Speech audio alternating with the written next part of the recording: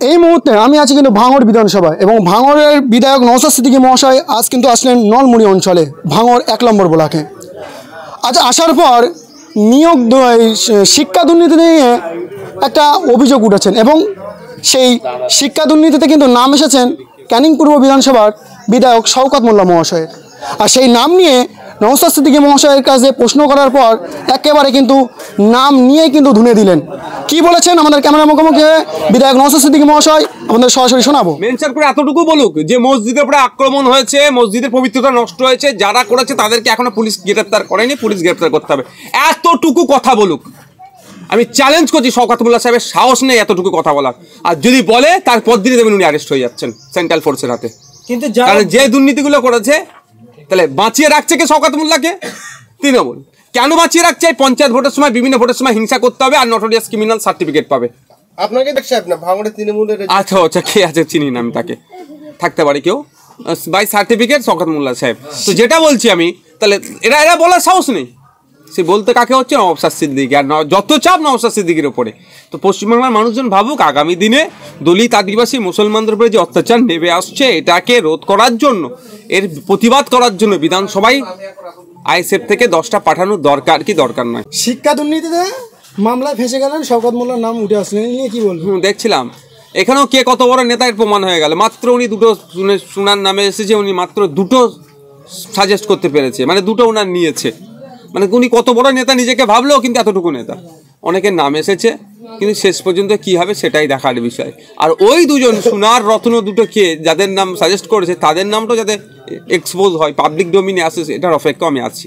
অনলাইনে বাংলার voter list, বহিরাগতদের নাম, বিহারের লোকের নাম অনলাইনে, অভিযোগ মুখ্যমন্ত্রী। তার পাল্টা অভিযোগ করছে শুভেন্দু যে মমতাই করিয়েছে। দেখুন আমরা যতটুকু জানি এই নাম নথিভুক্তের জন্য বিএলএ বুথ লেভেল এজেন্ট হয়, বিএলও বুথ লেভেল অফিসার হয়। একটা হচ্ছে পার্টির পক্ষ থেকে যারা থাকে তাকে বিএলএ বলে, বুথ লেভেল এজেন্ট। আর যেটা সরকারের থেকে থাকে সেটা হচ্ছে অফিসার হয়। তো এরা এই নাম কার হচ্ছে না উঠছে এগুলো দেখভাল করে। এরাই বলতে পারবে কার নাম ঢুকিয়েছে কে বাদ দিয়েছে। ওই যেখানে বলছে সেখানে বিভিন্ন পার্টির কারা ছিল তাদেরকে জিজ্ঞাসাবাদ তারা, এবং ওখানকার যিনি ওই বুথ লেভেলের অফিসার যিনি আছেন তাকে জিজ্ঞাসা করলে অনেক কিছু পাওয়া যাবে। আর এটা নিয়ে দুটো দলই রাজনীতি করছে। পশ্চিমবাংলার ভোটার্স যারা নয় তারা যদি নাম উঠে যায় এ তো দায়ভার নিতে হবে, স্টেট ইলেকশন কমিশনকে নিতে হবে, ইসিআইকেও নিতে হবে, ইলেকশন কমিশন অফ ইন্ডিয়াকেও নিতে হবে। আর যে অফিসার ছিলেন তারাও এড়িয়ে যেতে পারে না, এবং ওই সময় যারা বুথ লেভেল এজেন্ট ছিলেন তাদেরকে জবাবদিহি করতে হবে। বিধানসভায় বিএ কমিটি বৈঠকে বিরোধী দলনেতা হিসেবে আপনাকে শুধু দেখা গেছে, বিজেপির কোনো নেতাকে দেখা যায় না। বিভিন্ন নেতা বলছে আপনি তৃণমূলের সঙ্গে বৈঠক করছেন যে তৃণমূলে যোগ দেওয়ার জন্য, এই বিষয়ে কি বলবেন? আজকে একটা পোস্ট দেখলাম আস্তে আস্তে গাড়িতে, ভয়ঙ্কর পোস্ট। সেই পোস্টটা সবটাই বলতে পারবো না, আমি ছেলেদের ওরা ধরো মেয়েদের উদাহরণ দিয়েছিল। ধরুন না আপনার ছেলে, মানে যারা বলছে তাদের উদ্দেশ্যে বলছি, আপনার ছেলে বাসে উঠেছে, কোনো একটা লোকের বয়স্ক লোকের পাশে বসেছে, তাহলে কি আমরা ধরে নেবো ওইটা ওই না ছেলের জন্মদাতা পিতা? ওইটা কি সম্ভব? আমি কোথায়, আমি মমতা ব্যানার্জির কালীঘাটের বাড়িতেও যাইনি, আমি আমার অধিকার নিয়ে বসেছি ওখানে। আমার অধিকারটা কি ভাঙড়ের মানুষ আমাকে দিয়েছে অ্যাজ এ এমএলএ। আমি এমএলএ হিসাবে এবং আমি একটা কমিটির চেয়ারম্যান আছি, আমার রাইট আছে বিজনেস অ্যাডভাইজারি কমিটিতে বসার। বিজেপি যাই না বলে আমাকে যেতে হবে না এটা বলতে পারবো না আমি। শুভেন্দু অধিকারী যাবেন কি যাবেন না তারটা তিনি বিজেপি বুঝবে। নওশাদ সিদ্দিকী যাবে কি যাবে না ওটা বিজেপি ঠিক করে দিতে পারে না। আমার মনে হয়েছে এবং আমি মনে হয় আমার বাস্তব যে আগামী দিনে বিধানসভাগুলো কেমনভাবে চলবে, কত ঘন্টা আলোচনা চলবে, কি আলোচনা হবে, সেইটা যেখানে ডিসকাস হচ্ছে সেখানে আমার উপস্থিত থাকা একান্ত কাম্য। যেমন 6 ঘন্টার কথা হচ্ছিল আলোচনায়, আমিও অনেকে প্রস্তাব রেখেছি, আমিও রেখেছিলাম 8 ঘন্টা হোক, কিন্তু সেটা 7 ঘন্টা এসে দাঁড়িয়েছে। তো আমি সেটা আমার প্রস্তাব রেখেছি, তো আমি ওখানে উপস্থিতি করে, মানে কেউ যদি মনে করে আমি তৃণমূলে নাম লিখিয়ে দিচ্ছি, তাহলে ওই ছাগল, যে কোনো ছাগল দেখলেই নানির ছাগল মতো হয়ে যাচ্ছে না, যে ছাগলই দেখতে পাচ্ছে নানির ছাগল। এই অবস্থা হচ্ছে তৃণমূলের হয়ে গেছে এখন। ভাইজান আপনি ঠিক বলেছিলেন যে ঠিক আমার এমএলএ কোটা শেষ হওয়ার আগে আমি যে টাকাটা পাই কোথায় কি খরচা করেছি আমি খামে করে সাধারণ মানুষের মাঝে পৌঁছাবো, বাড়িতে পৌঁছে দেওয়ার চেষ্টা করবো, বাড়িতে না সম্ভব হলেও বড় বড় ব্যানার করে মোড়ে মোড়ে লাগিয়ে দেবো, বুথে বুথে লাগিয়ে দেবো বলেছি। বলে বিরোধীরা প্রশ্ন শুরু করে দিয়েছেন দেখতে দেখতে 26 আমি বলেছি ও ধৈর্য ধরুন, আমার পিরিয়ড শেষ হওয়ার আগেই আমি করে দেবো, চাপ নিতে হবে না বিরোধীদেরকে, অত টেনশন নিতে হবে না আমারটা নিয়ে। সত্যি কি 600 মাদ্রাসা বাড়ানোর দাবি উঠেছিল? এই সম্পূর্ণ অসত্য কথা এটা।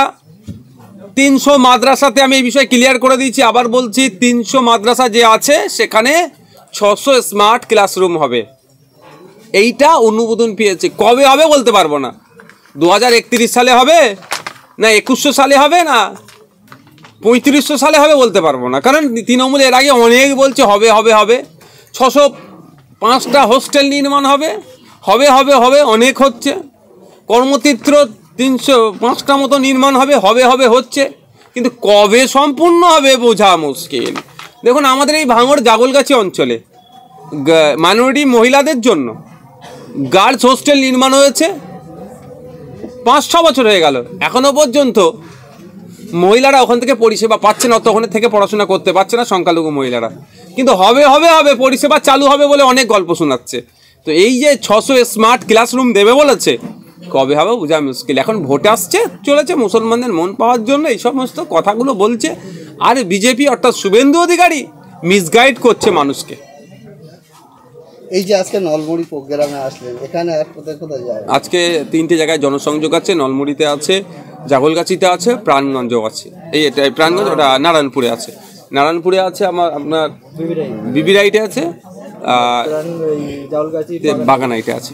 পুলিশের সহযোগিতা কতটা পাচ্ছেন? দেখুন পুলিশের সহযোগিতা কতটা পাচ্ছি না, পুলিশকে সহযোগিতা করতেই হবে তো প্রত্যেকটা নাগরিককে। পুলিশের সহযোগিতা কতটা পাচ্ছেন এই প্রশ্নটা আমার মনে হয় ঠিক হচ্ছে, পুলিশকে সহযোগিতা করতেই হবে, এটা মাথায় রাখুন। আপনাকে অনেক সময় মিসগাইড করে, মিসইউজড হয়, আমরা মিসইউজ করবো না পুলিশকে। পুলিশের কাজ হচ্ছে মানুষকে পরিষেবা প্রদান করা।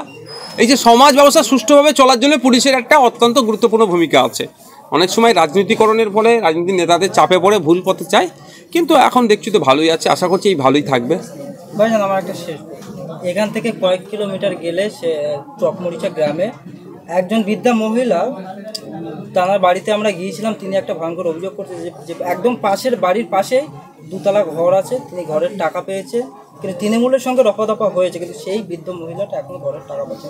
অনেক নেতাদেরকেও জানিয়েছে এই বিষয়ে, তার ডিটেলসটা আমাকে দেন, অ্যাপ্লিকেশন আইডি যদি থাকে আমাকে দেন, সরাসরি আমি নিয়ে মন্ত্রী মহাশয়ের হাতে দিয়ে দেবো, ডিটেলসটা আমাকে দিই। আরএসএসের প্রধান মোহন ভাগবত আছে, তাকে সন্তুষ্ট করার জন্য কি মুখ্যমন্ত্রী চুপ করে আছে? এরকম অনেক ঘটনা 2023 সালে আমাকে অ্যারেস্ট করিয়ে দিয়েছিল, সেই সময় মোহন ভাগবতজির প্রোগ্রাম সম্ভবত শহীদ মিনারে ছিল 23শে জানুয়ারি। তো এটাও একটা ওনাদের পাঠ হতে পারে এটা।